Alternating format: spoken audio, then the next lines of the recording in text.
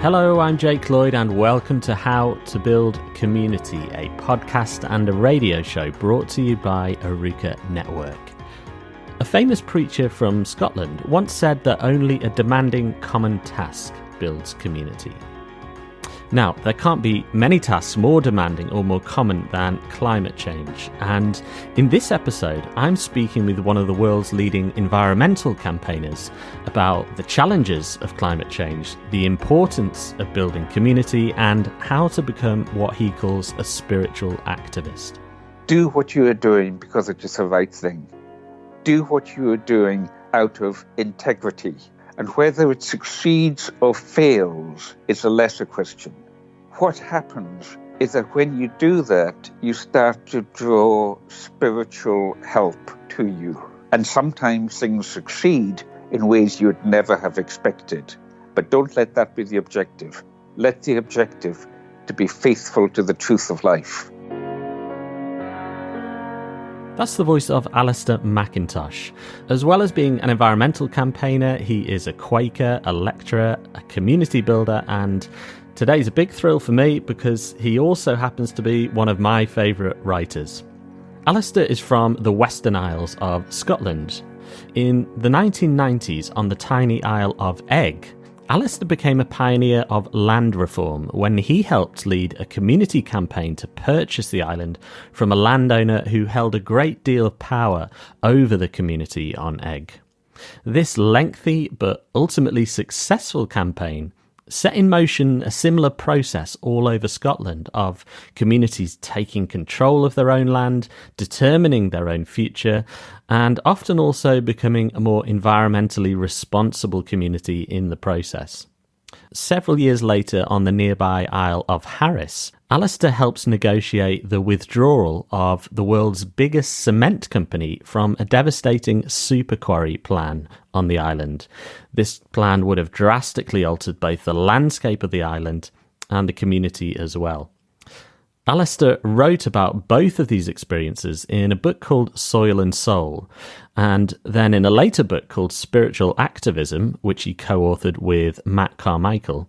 He explored the spiritual ideas that underpin successful efforts to create social change, particularly on environmental issues, and he did so looking at examples of his own work, but also many others. And having read both of these books, I've been very keen to have Alastair on this show. And in this conversation, we talk about all these things and more. He talks about the religious and spiritual ideas that have shaped his work. He'll tell the story of his involvement in the campaigns on the Isles of Eigg and Harris. He'll talk about his understanding of community as not only our relationship with other people, but also with the land and with our spiritual life as well. And he'll share some practical tips and advice about responding to climate change, building community, and becoming what he calls a spiritual activist. But when I spoke with Alastair, I first began by asking him what makes the Scottish Islands he grew up on a special place. Well, hello, Jake and everybody. I'm Alastair McIntosh, and I grew up on the Isle of Lewis, which is an island off the northwest of Scotland. And in the 1960s, when I was a boy, through to the 1970s, when I left the island, it was still very much an indigenous way of life. It was an economy, a mixed economy of modern economy and indigenous economy. And during that time, we saw a lot of changes. We saw modernity starting to come in. For example, I would go out when I was aged about 13, 14, 15, around about 1970 or so. I would go out fishing and fill my boat with fish. And within a year or two, it was destroyed when industrial fishing started and everything went. And later on, I went out to Papua New Guinea for 4 years as a VSO volunteer. And I just learned so much from those people because I saw the same happening in their cultures as I had seen happening in ours. And I started to understand it all more deeply because they were showing it to me through their eyes. So what were some of the things you experienced in Papua New Guinea? Well, three things that had a particular impact on me were what was happening with the fishing. So coastal communities that had been dependent on fish from their reefs were finding that when the Taiwanese trawlers were coming in and sweeping everything up, their food supply was being very seriously adversely affected. Secondly, tropical logging. The loggers were coming in, and not only were they stripping the rainforests of their protective cover and the source of all that it gives village people, but they were doing this because they were corrupting democracy. They were using the proceeds of illegal logging to bribe politicians to get more logging consents. And so logging itself was driving the corruption of the political system in a fledgling democracy. They became fully independent in 1976, 1977. And then the third thing was mining and the impact that a badly managed large development project like that, pumping pollution out into the local river systems, had on destabilizing indigenous society. So I visited Bougainville Island during the civil war that was happening there. They're now about to have an independence referendum many years later, but there's been huge suffering caused as a result of the people rising up against the copper mine that was imposed without their consent and destroying their ecosystems. And so looking at all those things shaped how I saw things when I came back to Scotland, and I got involved in my work on land reform and environmental protection, as well as community empowerment, people development. We'll return in a moment to kind of ideas from other parts of the world, but just thinking again about the Western Isles of Scotland and some of the ideas that influenced you there. I know you've talked a bit about Celtic Christianity and their unique, perhaps, spin on Christianity or focus on Christianity. Do you want to introduce Celtic Christianity to people? Well, sure. I mean, spirituality is it's really the foundation of all the work that I do. And it really always has been. I'm 63 now, and ever since I started turning on to these things in my late teens, it's been an influence, but a growing influence. Not just Christianity, because I grew up in the island with a very conservative form of evangelical Christianity, which was what was widely practiced there. And I rejected much of that.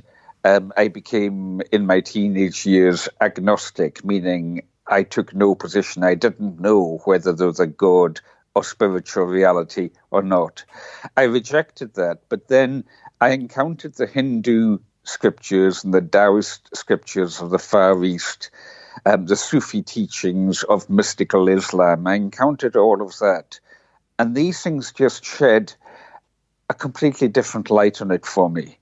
And I started to reread the Gospels. I wasn't so interested in other parts of the Bible, like the letters of Paul or the Hebrew Bible, the so-called Old Testament. I was specifically interested in Matthew, Mark, Luke, and John, the Gospels of Jesus, and what he was saying. And I started to see that with completely different eyes that had been opened by encountering these other faiths. And that led me into mystical Christianity, and in turn that led me into what in Latin America they call liberation theology.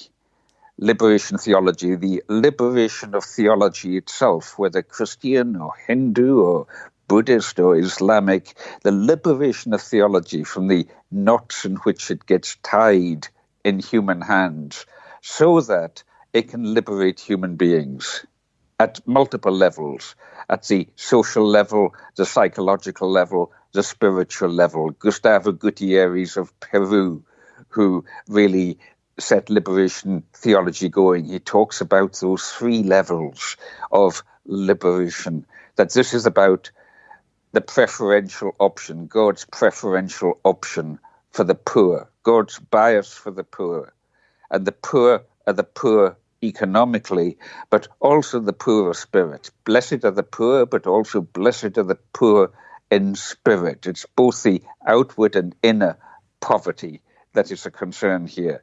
So you see, I was picking up these ideas, Jake, from international theology, and especially from countries of the South, the relatively materially poor but spiritually rich countries. And then I was bringing them back and interweaving them with my work here in Scotland. And you write a lot about community, and that's a major concern of yours. How did these things shape your understanding of what community means? I think that when we speak of community, often in the English-speaking world, we use it as another word for society. And my view is that community is much deeper than that. That community, and I kind of worked this out with my friend Satish Kumar, originally from India, when in my best-known book, Soil and Soul, I showed this to Satish, and he said, we could add a third one there and make it soil, soul, and society. So community is these three things: community of the soil, community of our relationship with nature, with the environment. Let me jump ahead to community of society, which is community with one another, our political systems and what have you. But the missing link for many people is that soul factor, community with the spirit, community with our spirituality, with the deep ground of being that gives us life, whether we understand that to be Christ in a Christian context, or Yahweh in a Hebrew context, or Allah in an Islamic context, or Brahman in Hinduism, or Taoism, or the Buddha nature. I don't care what you call it. To me, it is about the ground of being as love made manifest. And when you start connecting in with that understanding, that mystical understanding, that the deep ground of reality is consciousness, conscious love. The Hindus talk of Sat Chit Ananda, being, consciousness, bliss.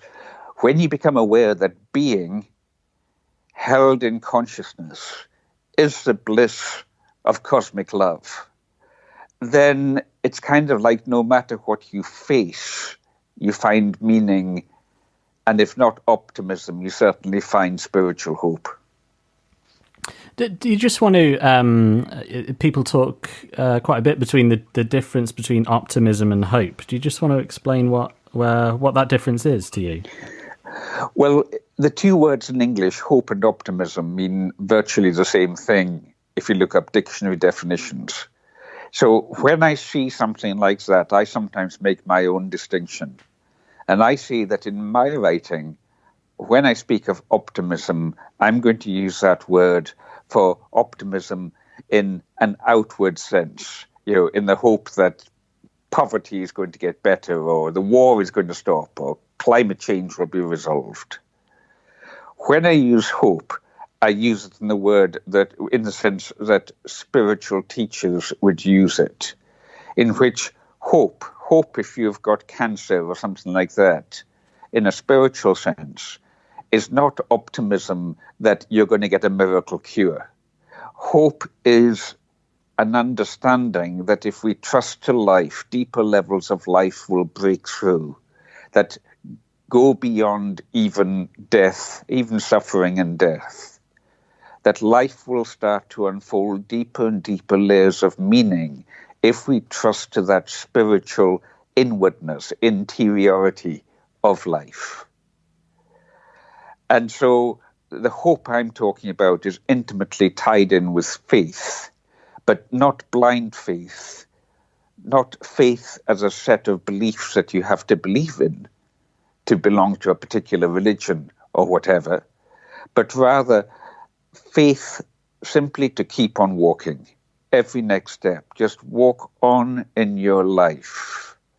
No matter what has happened, no matter what you have done, no matter what has been done to you, let it be forgiven.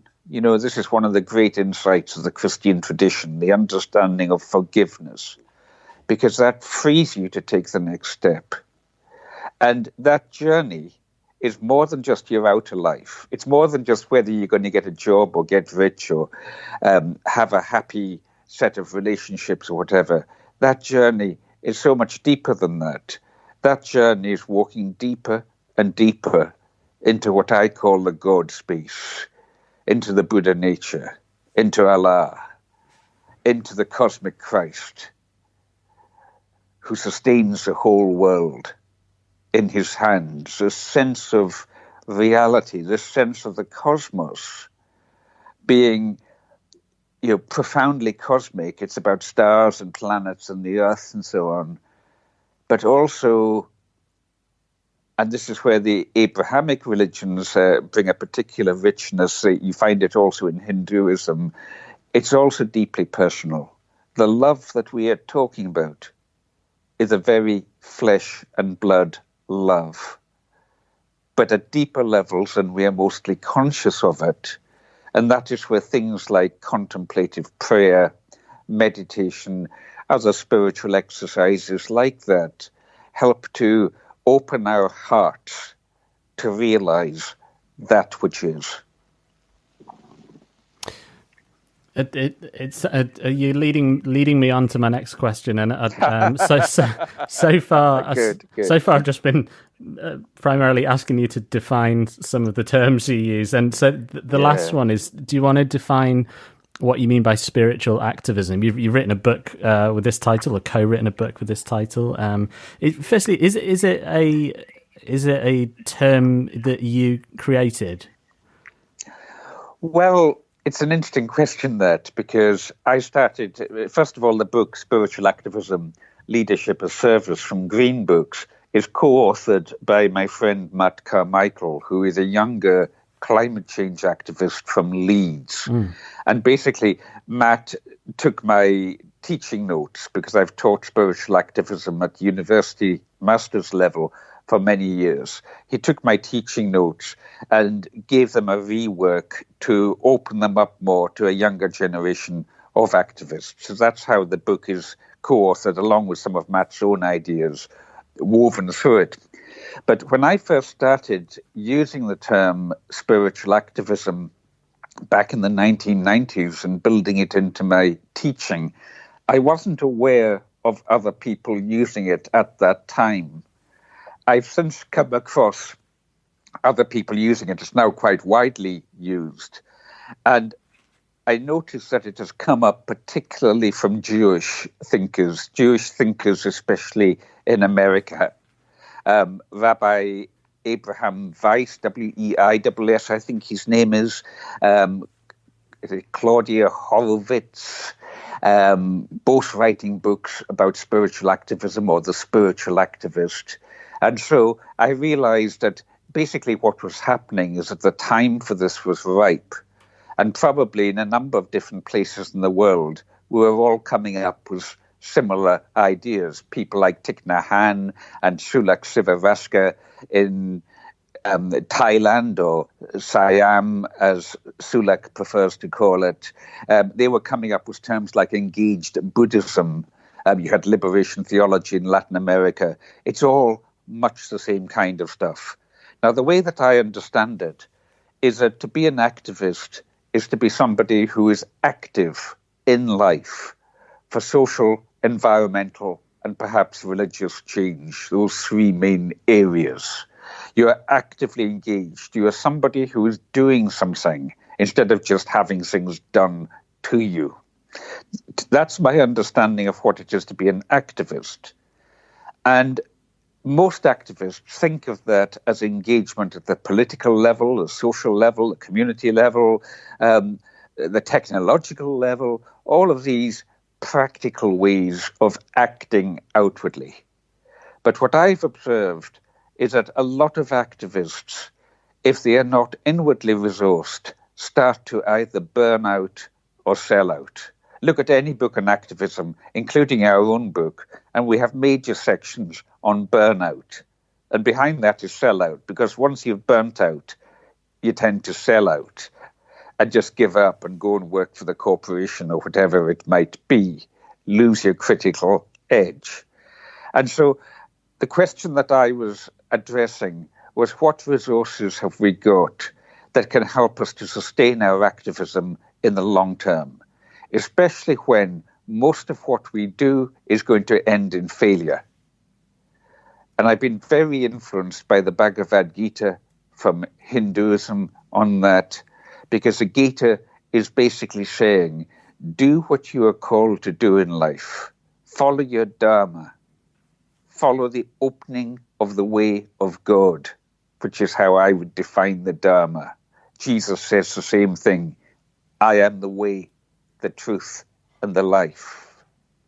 Follow that way, truth, and life.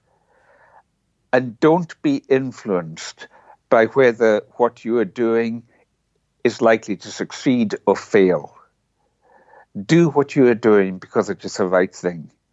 Do what you are doing out of integrity, out of chastity in the sense of purity, the Greek origin of which means integrity, wholeness.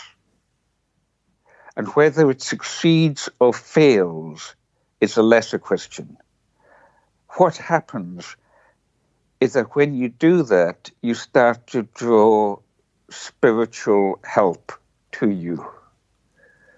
And sometimes things succeed in ways you would never have expected. But don't let that be the objective. Let the objective to be faithful to the truth of life, faithful to however you might understand your sense of the divine. So that's spiritual activism, and understanding from many different spiritual traditions ways of approaching one's work like that. And this is where, reading people like Gandhi or Martin Luther King, these kind of spiritual figures, we've got a whole range of them profiled in the Spiritual Activism book, understanding their lives, reading the biography of these people. Who else have we got in here? Julia Butterfly Hill, Anne Hope and Sally Timmel in Southern Africa, Mama Efua of Ghana was her work on female genital mutilation, Sojourner Truth, the Black American activist, Jehan MacLeod here in Govan, where I am, Desmond Tutu, Basava, Muhammad even, when you look at Islam through the eyes of Muslims, you start to see it rather differently than many of us in the Christian West see it. And you start to see that somebody like Muhammad, would you believe it? I mean, Muhammad was basically campaigning for women's rights to education, to own property, that kind of stuff. We don't get told those things in the mainstream narratives that get taken over by patriarchy. But a spiritual activist needs to know these things, and these things become sources of our strength. And moving on to think about climate change, and framing this conversation in terms of that quote is from George MacLeod, only demanding common task builds community, and thinking of there being perhaps no more demanding or more commonly experienced task than climate change. How do you respond to people who say cultivating this inner stuff is all well and good, but there's a kind of an urgency to responding to climate change? What kind of things do you say to people who say that to you? I respond with huge difficulty and huge discomfort, because I'm sorry. You see, well, let me put it like this. 3 times in the past few months, I've been asked to speak to our friends in Extinction Rebellion. I've been asked to address gatherings here in Scotland. And Extinction Rebellion being a climate change. Extinction Rebellion is basically a climate change resistance movement that's naming three demands. I remember them with the acronym TAP, truth, T for truth, speak the truth. So they demand that governments and corporations speak the truth. A, act now. Net zero carbon emissions by the year 2025. And P, politics, a new kind of politics. And the discomfort that I have felt is that on the one hand, that message is to say, speak the truth and to act now. But for our government to have decarbonisation by 2025, in 6 years' time, just over one term of a British Parliament, for that to happen, are you going to get any kind of politics that would mandate it, short of some kind of a green fascism? Are people going to vote for the absolutely catastrophically revolutionary change to have net decarbonisation in 2025? 2045, 2050, possibly.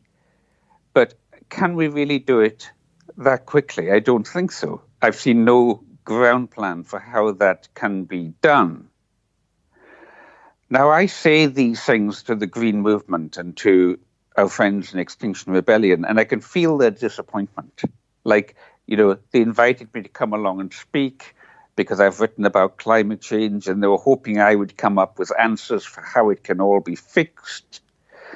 And I'm basically saying, folks, you're not going to do that, at least not within democratic structures. And then somebody said to me, well, maybe we need a little bit of authoritarianism then, because I had said, you'd only get that with an authoritarian global government. And my reply to that is, well, if you are going to legitimize authoritarianism, if you're going to legitimize what slides towards or can slide towards fascism, there are other people who can do that very much better than us greenie types. And I can just feel the bottom falling out and the kind of disappointment. And I feel awful saying that, but, we are asked to speak the truth. And I think the truth is that our whole way of life, and I should specify there in the Western world, our whole way of life, but also the aspirations of people in much of the rest of the world, is orientated towards consumerism. And we are so interconnected and deeply locked into that we're not going to be able to slow that down quickly enough in order to head off the dangerous climate change that is already coming on us. Now, where does that leave us? I've just been asked to do another book. I've said it'll be a very short one, because I don't really have a lot to say. It's a fairly simple message that I've got on all of that. And my view, in fact, the title of the book I'm going to be working on is Riders on the Storm. Riders on the Storm. We've got to learn how to ride the storms that are coming upon us. And this is where the spiritual activism comes in. It comes in, Jake, in two main ways. First of all, spiritual activism comes in helping us to understand how we are in this predicament. Because my analysis is that greenhouse gas emissions are the combination of world population and the level of consumerism, the level of consumption. Consumerism I define as consumption in excess of what is needed for dignified sufficiency in life. So some people will say it's all about too many people on the planet. And I say more significant than too many people on the planet is too much overconsumption in the rich countries of the world. And that's what's driving climate change. And we need to understand what's gone wrong that allows that to happen. And my analysis is a way in which marketing has been developed to generate want rather than simply satisfying needs. There's generation of insatiable want, whereby I can't get no satisfaction because I try and I try and I try. that insatiable generation of want has captured our consciousness. It has, we've kind of sold out consumer idolatry. And, when you look at what the Old Testament prophets, what the old Hebrew Israeli prophets were doing in the Bible, in the Hebrew Bible, or the Old Testament, as Christians slightly rudely call it, all the time they were railing against idolatry. And what was idolatry? Idolatry was that you were chasing after riches and you were neglecting four groups of people. You were neglecting the widow, the orphan, the alien, the foreigner, and the poor. And that's why they were getting so worked up, because God's justice is about justice for all those vulnerable categories of people, just to have the right to life, because we are all God's people. We are all Buddha nature. We are all Atman as manifestations of Brahman. All Muslims are as one body, says a hadith of the Prophet Muhammad, peace be upon him.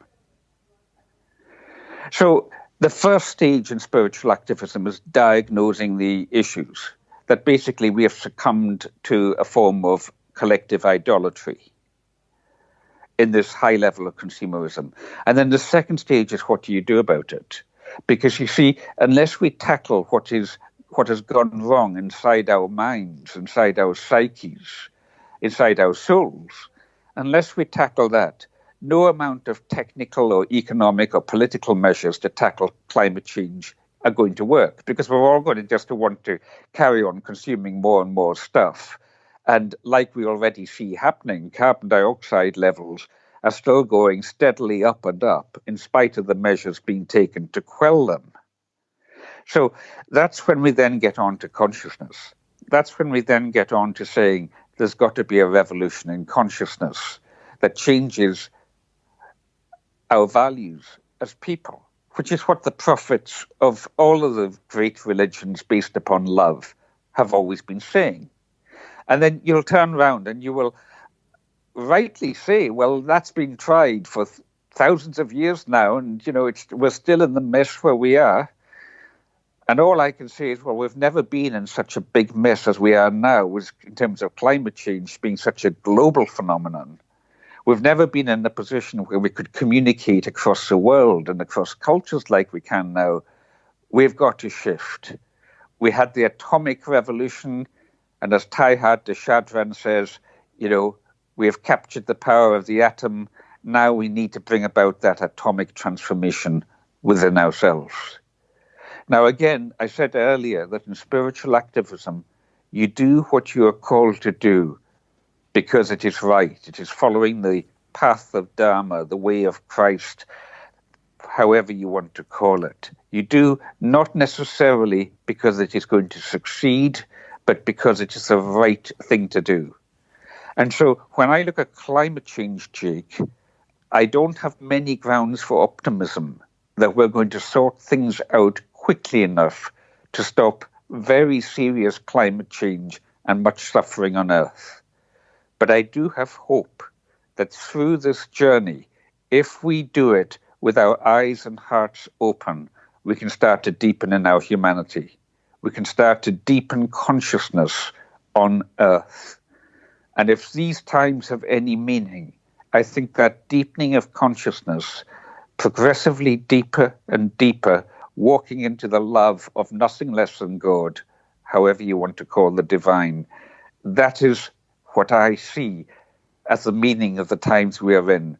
And that is also what makes it such an important and exciting time to be living in. Thank you. I want to move on to explore some of the lessons you've learned. So you're well respected as a community builder, environmental campaigner, and known, I guess, most famously for the Isle of Egg and for the Super Quarry and opposing that. I think it'd be good to maybe learn some of or for you to share some of the lessons you learned that can help people listening to this, whatever community project they're involved with or campaign, or whether it be environmentally related or otherwise. So I just want to go through a few questions based on some of your experiences. Firstly, and I guess this connects to climate change, but what did you learn about the best ways to act local when a lot of power is centrally held, is held by people elsewhere? Oh, well, you push to strengthen the local.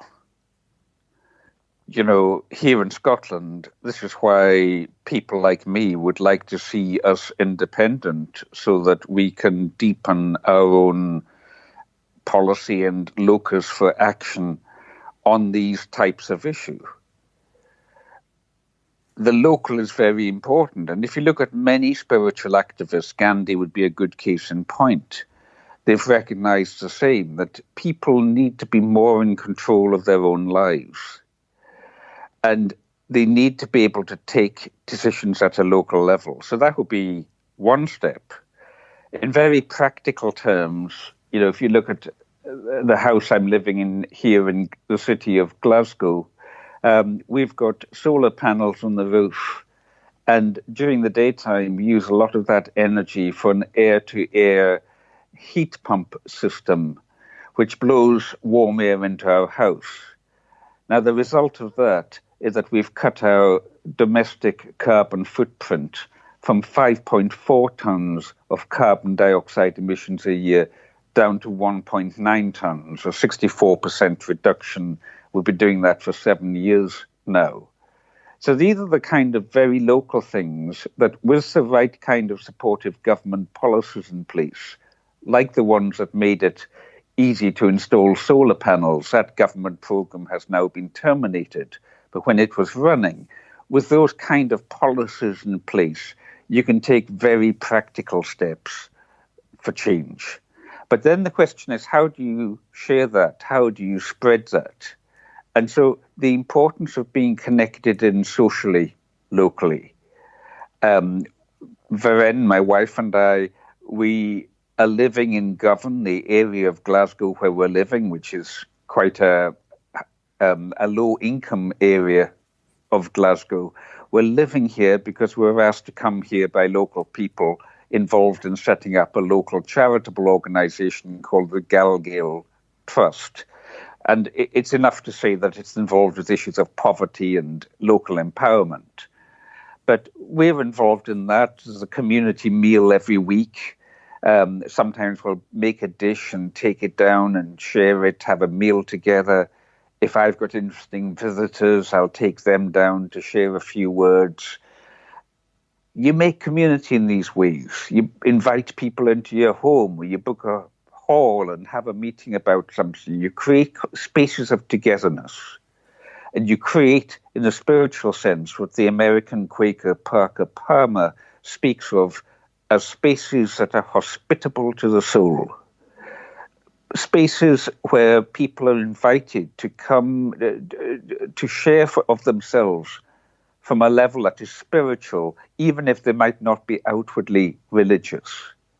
So I think, in answer to your question, it's a combination of these things. On the one hand, very practical, like, you know, solar panels on the house or whatever is appropriate, compost bins out the back, that kind of stuff.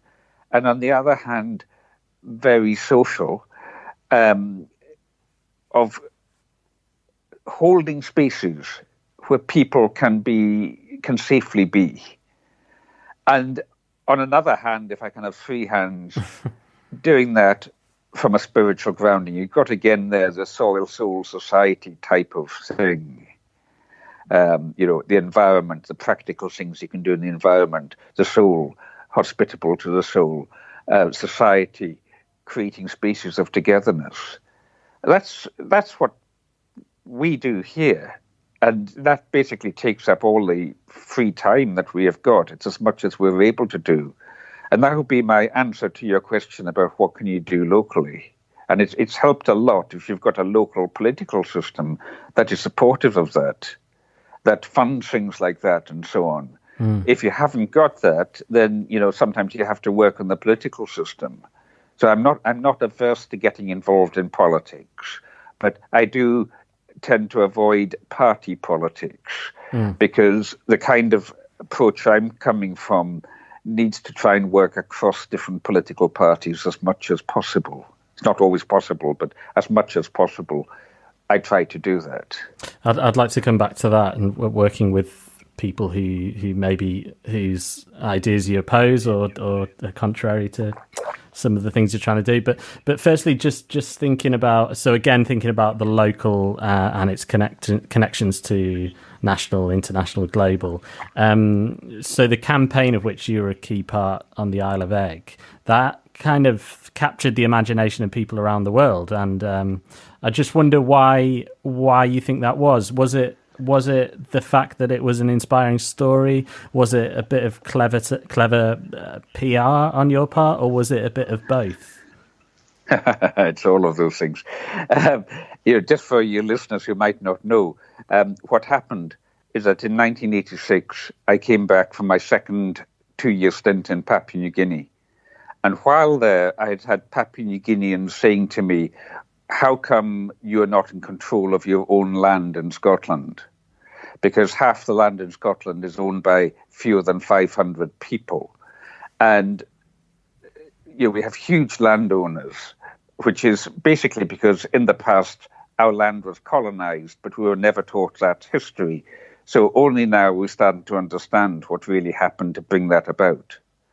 But I got back from Scotland, and in 1991, I got invited to become part of a small group trying to bring an island, a 7,000 acre, what's that, about 2,500 hectare island off the west of Scotland into community ownership so that it would be owned or held by the people actually living on it and not just be a playground for a rich man, which is what its history had been in recent generations. And so when the island was on the market, we launched, we registered a charitable trust called the Isle of Egg Trust, and was only £10, $15 in the bank. We held a huge big press conference, and we said we're going to aim to buy the island and bring it into community ownership. And over the next 6 years, there was an almighty battle in which more and more people came on board with the thing. The trust became fully democratized on the island. The landowner responded by issuing eviction letters to people who he saw as being the ringleaders. We had an almighty battle, and eventually the landowner sold to somebody else who then went bankrupt. Because, you see, it's not easy to run an island like that when the natives are restless. And the name of the game we were playing was market spoiling, by creating a condition in which the natives were restless, if I can put it like that. And who wants to buy an island for a holiday hideaway when you've got that kind of a revolution going on? And this all generated, it was so unexpected, it generated so much publicity that in the end we managed to raise £1.6 million from 10,000 donations from across the world. And we were able to buy out the island for about half of what it had originally been valued at. And now we're, 22 years on, Egg runs itself. The people are able to build houses without paying huge amounts of money to the landowner for the housing plot.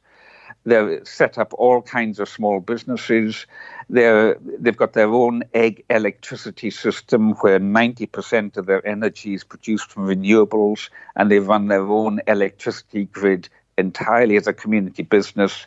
If you Google Isle of Egg, spelt E-I-G-G, and electricity, you'll see videos from groups like Al Jazeera Television who went there to study what was going on. And we get people coming from Brazil or West Papua province in Indonesia have been to see what is going on there and to learn from it. So, what made all of that happen? Partly it was the outer activism, all the usual stuff. But at the deepest level, I believe that what made it happen was the spiritual underpinning of it.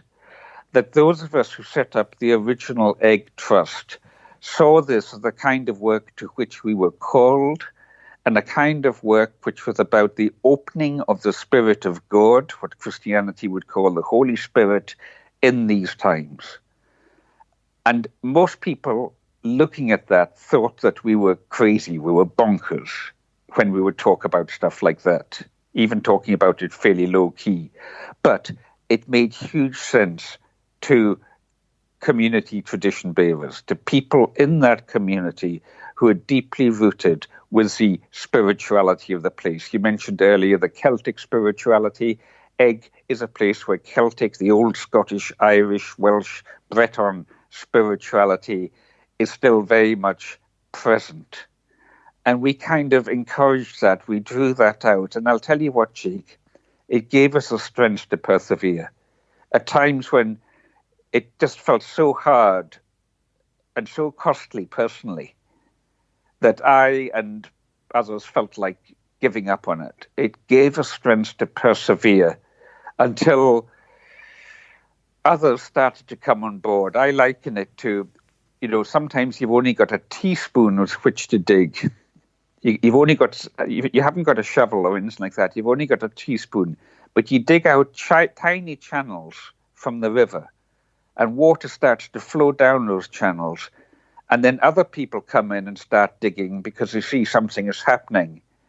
And the aim of a lot of my work is to dig out these channels into which a wider political flow can enter.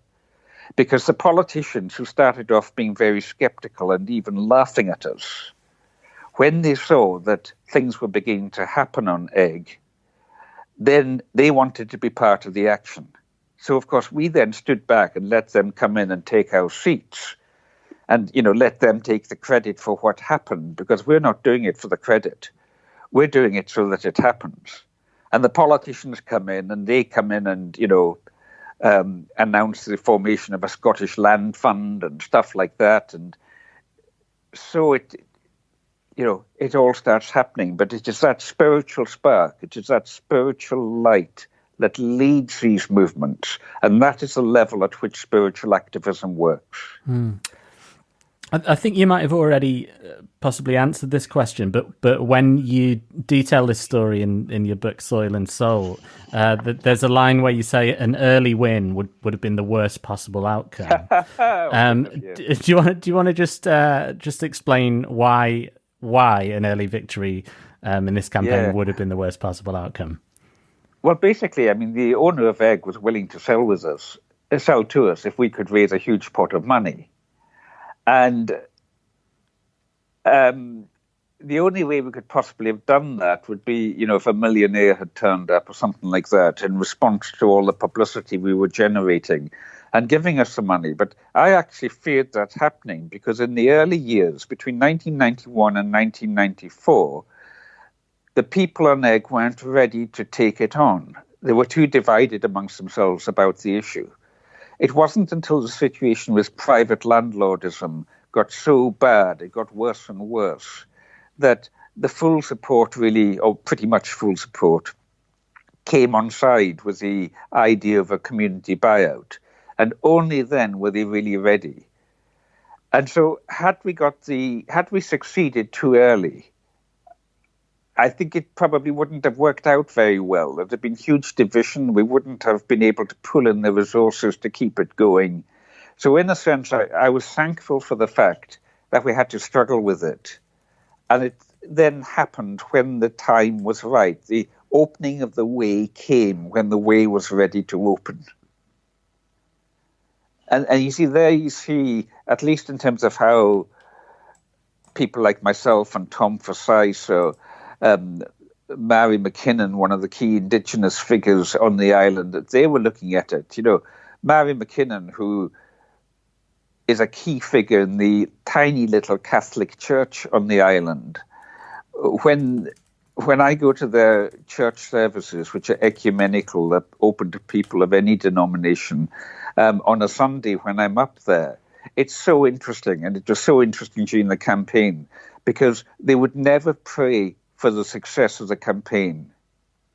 They would always pray for everybody, including the landlord. And they would pray that the best outcome would come about. Now, there you see the spiritual ground. Yeah. That's why it worked, I believe. I know that that's invisible to the vast majority of people who were involved in that campaign and so on. But I believe that ethic of praying for everybody, including your adversaries, and praying that the best thing for all will materialize, I believe that was what helped to keep us on the right path and helped to constellate the powers that brought it into happening. And now, we've got over 400 of these community land trusts in Scotland. 560,000 acres of Scotland are under community land tenure. That's nearly 3% of the Scottish land. It's just wonderful. If your people want to find out more, Google the organisation Community Land Scotland, and you'll read there all about how it works and case studies of some of the main community buyout groups. Brilliant. Yeah, I'm sure plenty will want to do that. Alastair, I'm taking up too much of your time. We're already over. No, you're not. I'm loving it. Good. Because we haven't talked about your campaign against the super quarry as well, and I feel like there's a lot to learn there. So this was a campaign to stop the building of this enormous quarry on which island was it? Sorry, it's slipped my mind. On the Isle of Harris. So I grew up in the Isle of Lewis, and the Isle of Harris is the name given to the southern part. The difference between them being the division being a mountain range rather than the sea. But what happened there, Jake, is that at the same time as I was involved in EGG in the 1990s, there was a proposal by a multinational roadstone company, a company crushing up rock to build roads with, to build a super quarry, which would have been the biggest roadstone quarry in the world, in a national scenic area on the Isle of Harris. So to cut the story short, I got involved in challenging that, along with most of the main environmental organisations in Scotland, and the community itself being initially very much in favour because we were told it would create up to 500 jobs, and then by the end of it turning strongly against when they realised the truth of what was going to be landed on them after a government public inquiry had flushed it all out. But what my part was in that is that the mainstream organisations were making all the conventional arguments about the ecology, about the social impact, the economic impact, all kinds of technical issues to do with navigation and shipping and all of that kind of stuff. And I thought, okay, that's good and well, but it might reach the head, but it's not going to reach the heart.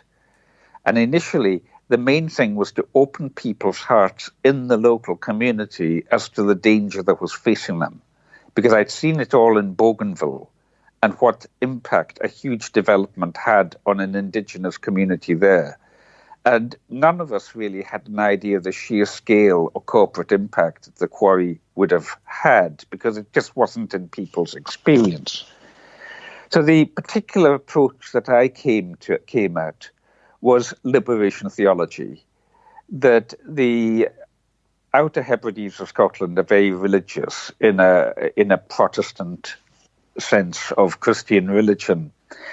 And at that time in the 1990s, the idea of eco-theology, of ecological theology, was just kicking off. And I was in touch with that movement. And it was basically pointing out that, when the Old Testament prophets were railing against the idolatry of the rich and of the political leaders and so on, it wasn't just the widow and the poor and the orphan and the alien who were suffering, but it was also the ecology. You see this coming through very strongly, especially in the book of Ezekiel. Ezekiel is very strong that this kind of idolatry was destroying the world for plants and animals and turning what had once been the Garden of Eden into a desert. So I started introducing that, and the way that I did it was that when the government launched a public inquiry into whether the quarry should proceed or not, I invited two people to give testimony with me. One was the war chief of the Mi'kmaq Nation in Nova Scotia in Canada, Chief Cillian Stone Eagle Herney. So I raised some money and brought Stone Eagle over to testify from the point of view of native spirituality. So he was talking about, if human beings carry on destroying the earth will destroy the organism that is damaging her. This is our teaching. So he was bringing in the nature spirituality. But I also managed to persuade the Reverend Professor Donald MacLeod of the Free Church College. That is, the Free Church is an evangelical Protestant Reformed tradition church in Scotland. I persuaded him also to give testimony because he was concerned that people were selling out to capitalism and that capitalism would use them and in the end just throw them on the rubbish heap once it had got what it wanted. So the three of us all presented in different ways on the idolatry of the thinking that was going on, the idea that, quote, the super quarry will be our salvation, economically speaking. And we were basically saying, your salvation doesn't come from a multinational corporation.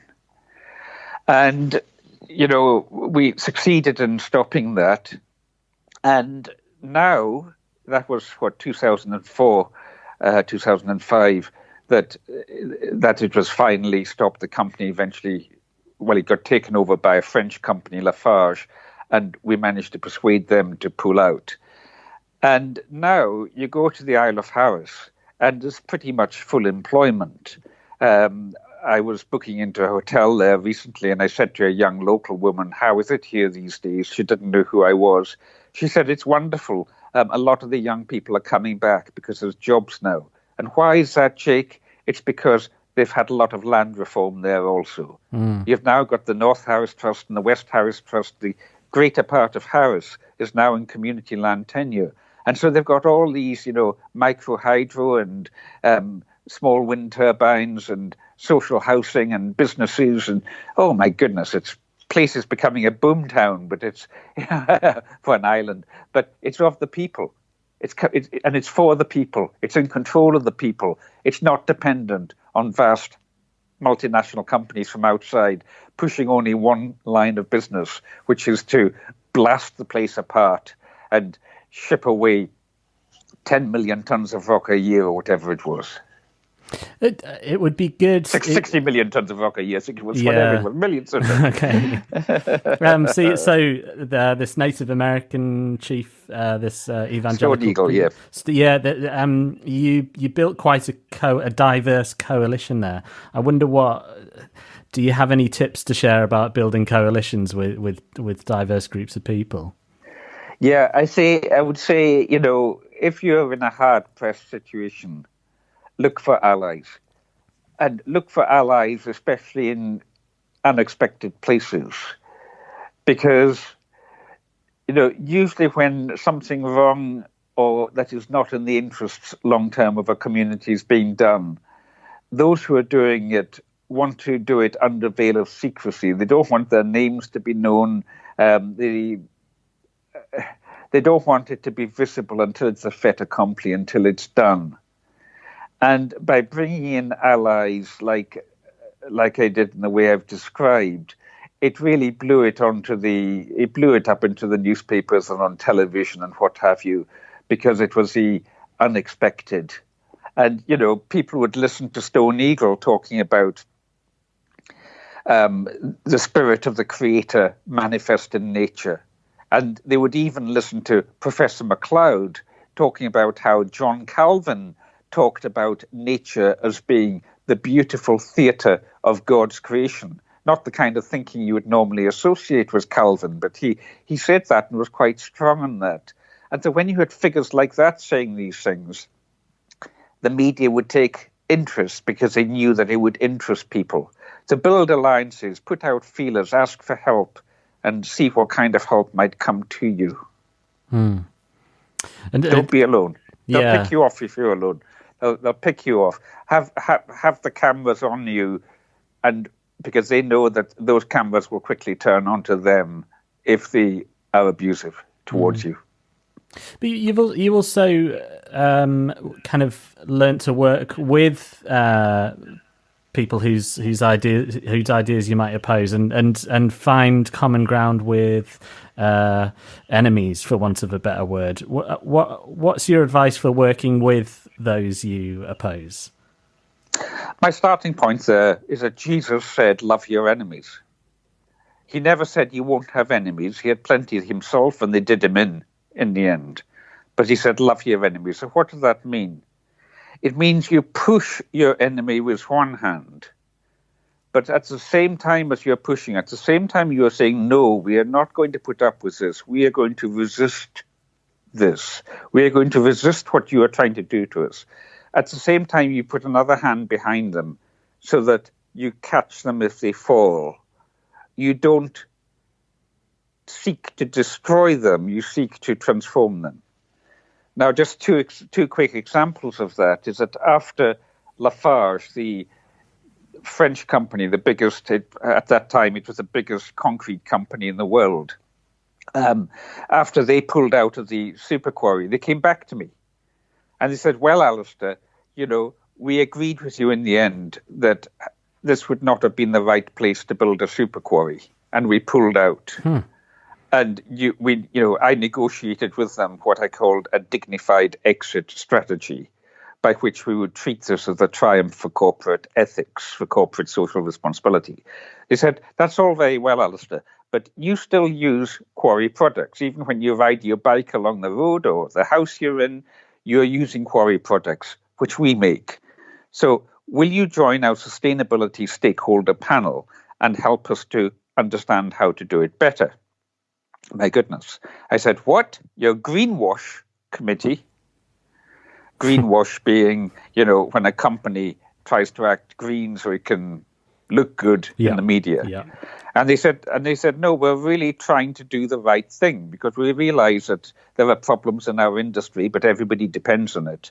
So we want to do the right thing, like quarry restoration, managing our quarries well, reducing the carbon dioxide emissions per ton of cement produced, and all of these many different parameters, anti-corruption measures and all the rest of it, all of these kind of things." So I got back to all my campaigning colleagues and I said, "What do you think?" And they said, "Well, they've got a good point." They said, "Do it, but don't take their money. Only take expenses." So for 10 years, until 2013, I served in that panel. And my goodness, it was very powerful because they came to trust us, me and people like WWF, the Worldwide Fund for Nature, and there was somebody from UNEP and various NGOs that had expertise that were advising them on how to do it better and what they shouldn't be doing or what they should be doing. So we, for 10 years, I did that, and eventually when I felt I couldn't really give them any more because I'd said it all before, I came off. But that was one example, and I learned so much about seeing it from their point of view and persuading them how to see it from our point of view. So, one example of what happened is that previously they had measured the success of their business in terms of how much volume of roadstone and cement and concrete they produced each year. And we said, "No, you need to shift from the quantitative to the qualitative." And we persuaded them to adopt as their idea that they were about sustainable building solutions. So how can you make things out of recycled products? How can you design building products like plasterboard and so on that are easy to recycle when their lifespan is finished? How can you plan for an industrial ecology where the waste product from one stream becomes the raw material for the other? And it was just astonishing, the developments they made in that over those 10 years. Another quick example is the work that I do with the military. that in various schools of war across Europe, and particularly in the UK Defence Academy, the Joint Services Command and Staff College at Frivenham, for 22 years now, I've been invited each year to lecture senior military, up to 300 or 400 of them at a time. So I've now spoken to over 7,000 senior military in my time in a 1-hour lecture followed by discussion about non-violence. And basically what's going on there is that the military are recognizing that violence isn't a solution. They feel they may have to use it sometimes, they may have to use force sometimes.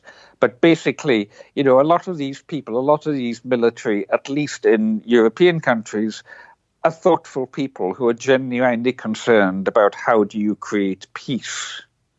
And so a lot of, like the Irish military, and I speak to them every year at their school in Curragh, they are entirely a peacekeeping UN force that goes to places like Lebanon and does their work and so on. And I'm saying to them, there is much you can learn from non-violence.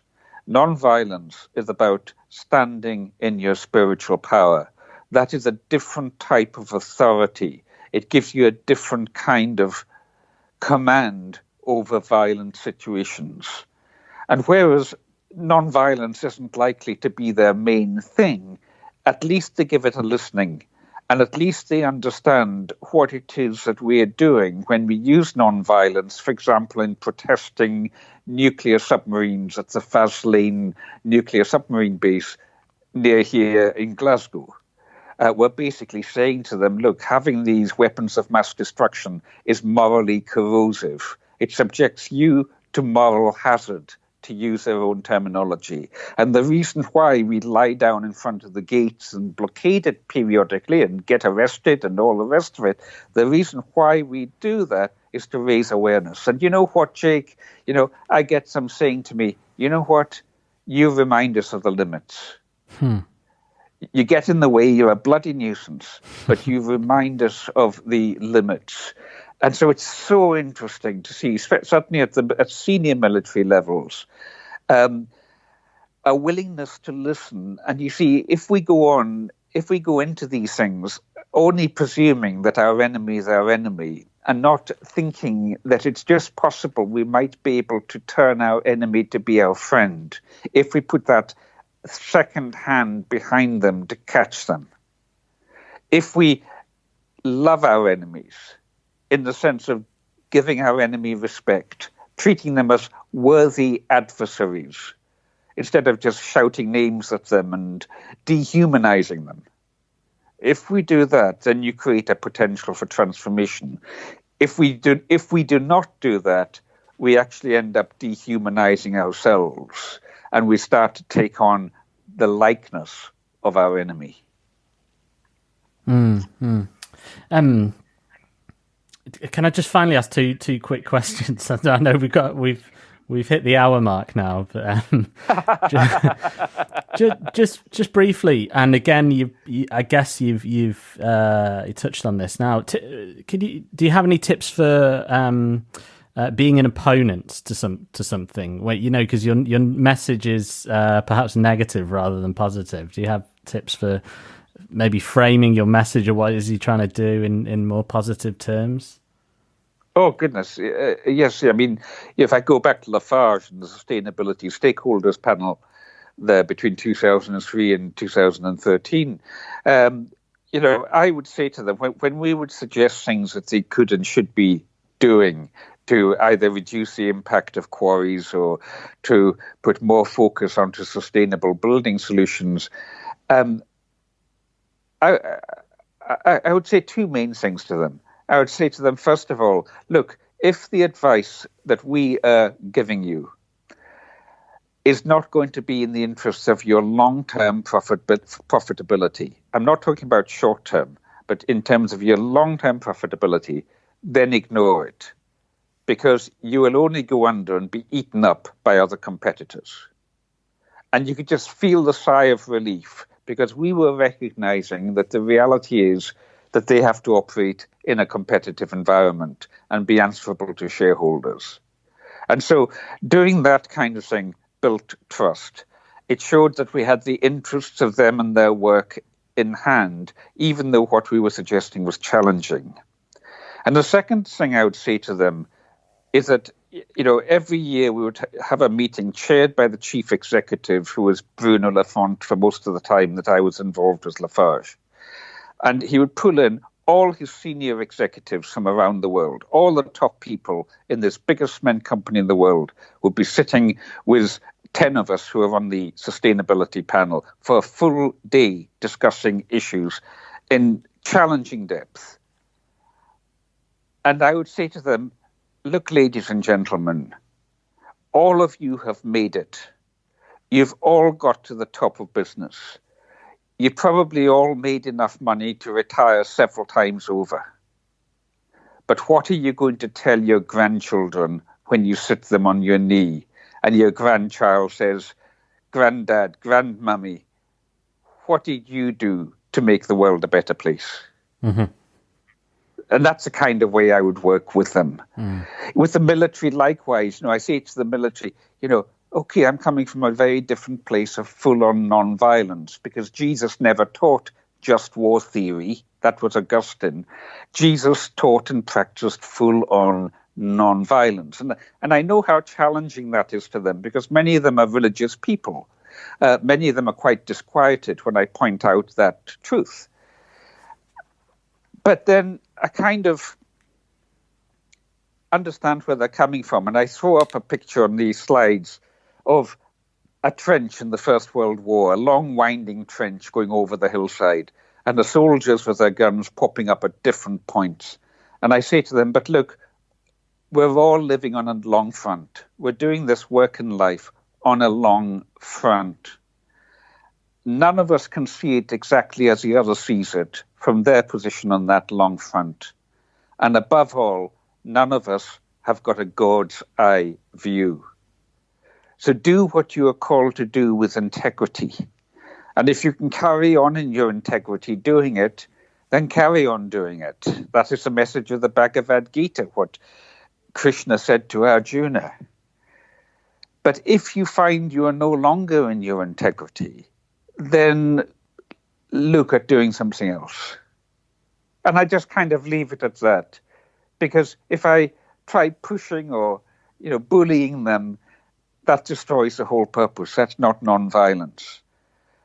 You've just got to try to open people's minds and hearts, and not least confess your own complicity. So I always say to them, I come to you with blood on my hands too.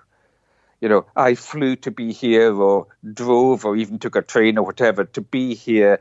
I know that oil was fought for. I too am complicit. Mm-hmm. And you can just feel the silence as it sinks in, because they see that you're in a different position on the long front, but you're not trying to embarrass them by claiming moral superiority. That's a good tip. Okay, final question I have. So we've talked. I guess the kind of overarching theme has been about spiritual activism. If people listening to this think, right, yeah, I want to be a spiritual activist, where's the best place to start? Oh, goodness me. You know what, Jake? I get people coming to see me. I get quite a few youngish people coming to see me. And they'll, if I can be paraphrased, some of them will say, I want to learn how to do what you do. And I say, like what? They said, well, things like egg in the Strip Quarry and speaking to the military and all the rest of it. And I say, great. They say, how do we do it? I say, well, go down to a local organization and offer to sweep the floor or do the photocopying. And they say, no, you don't understand. I want to do what you're doing. And I say, yes, that's exactly how I started doing what I'm doing. Matt Carmichael and I subtitled our book, Leadership as Service. And we tell the story that when Gandhi was a young man, he went to Congress and offered to volunteer. And the Secretary of Congress said to him, we get hundreds of young Indians coming every day offering to volunteer. What can you do that's any different? And Gandhiji replied, "I will do whatever most needs doing." At which point the secretary called the whole office to attention and said, "Look at this young man. He has come in and said he will do whatever most needs doing, no matter how menial it might be. If we had more like that, India would soon be independent." That's what I tell them, Jake. That's what I tell them. And some of them embrace that. And others are like the rich young man in the Bible who, when Jesus says, "Give it to the poor" or "serve the poor," it is said he walked away sadly because he was very rich. They're not prepared to let go of the ideas they're holding on to. They're not prepared to put themselves at the service of others. And then gradually over time, things may shift and they become the one that is leading something. But that is not the point. The point of leadership or service is not that you aim to be a leader. It's that if you find yourself being or becoming a leader in a situation, you never forget who you are serving. Metaphorically speaking, the widow, the orphan, the alien or foreigner, and the poor, as well as the earth itself. Thank you so much, Jake, for the time you've shared with me this evening. Oh, thank you. Thank you. That's wonderful, Alastair. We can leave it there. I'm so grateful. We've done double what I intended, but yeah, I'm so grateful. You're most welcome. And every encouragement to your people who are listening to this, wherever they are in the world. And remember, you're not alone. The communion or community of the saints, or whatever word in your tradition you'd use it, those who are both seen and unseen are with you when you're in this work of spirituality, which is a work of profound interconnection of consciousness through the reality of love. That was Alastair McIntosh, an environmental campaigner, a Quaker, writer, lecturer, and lots of other things besides. And if you'd like to learn more about him, then you can check out his books or visit his website, alastairmacintosh.com. And I'll spell that ALASTIRMCINTOSH, Alastair McIntosh. And that's almost it for this episode. Before we go, I will remind you that you can catch up on previous episodes of How to Build Community on our SoundCloud page or in your podcast player. Just search How to Build Community Aruka Network. And Aruka is ARUKAH. You can also learn more about us on our website, arukanetwork.org. And finally, if you have some feedback on this show or suggestions for future interviewees, then you can reach me via email, jake@arukanetwork.org, and I would love to hear from you. But that's it from me. Until next time, bye for now.